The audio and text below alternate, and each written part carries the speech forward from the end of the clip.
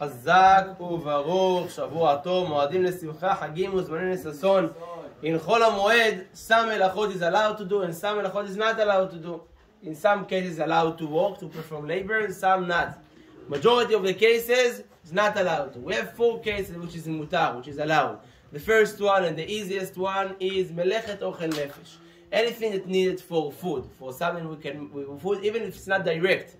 Even harvesting or slaughtering, shechting that we need for the moed, for the chag, is allowed because it's for food. Even to fix the refrigerator or the stove, it's for food. Because if not, we have a problem to have the food, then all of those things is allowed, even by a professional to bring, and let's say a handyman that need to fix now the refrigerator or the stove, the oven, all of those things is mutar. Of course, to cook, to bake, to fry, all of those things, because it's for the moed, it's not for later, that's mutar to do in Chol Hamoed. The next thing is allowed is tzorkei rabim. If I do something for a lot of people, it's for not only for one individual, but for many people, that's allowed even by a professional. For example, if I have a bus that I need to drive take a lot of people in the bus, I can take it even to a mechanic to fix it. But if it's only my car, I cannot fix my car in Chol Hamoed because it's considered just for myself. It's not tzorkei rabim. Only something that I can do myself, I can do it. But take it to a mechanic, to a professional, is not allowed to in Chol Hamoed. This year is very short. Chol Hamoed is only 2.5 days, so it's not that hard. The next thing is davar aved. If someone not gonna go to work or not gonna perform this labor, is gonna lose money, it's gonna have some kind of loss, that's also allowed to do in Chol Hamoed.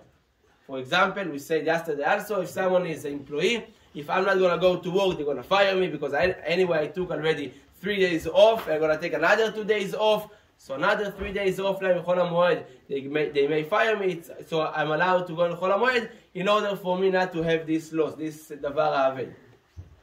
And the last thing is tzorkei aguf. Something I need for myself, for my body. Meaning that's also similar to tzorkei ochel nefesh. Everything I need for food and everything I need for myself for the chag, to make it for, let's say if I have something I need to make, to fix the shirt, to fix the pants for the chag, is also allowed to do, but only by myself, not by a professional, by someone that is work in that field. Now the main idea of Chol Hamoed is, חכמים say, לא ניתנו מועדים לעם ישראל כדי שעסקו בתורה. And there is another pasuk say in Tehillim, כי אקח מועד אני משרים משפוט. The Gemara asks, what do you mean, כי אקח מועד? When I take מועד, I'm going to judge and give the justice in a straight way. What do you mean? So said the Gemara, when someone comes to Shamayim, he have an excuse for almost every day in his life. Why I didn't learn Torah in this day? I was working. Parnasah, I need to go to bring bread to the table.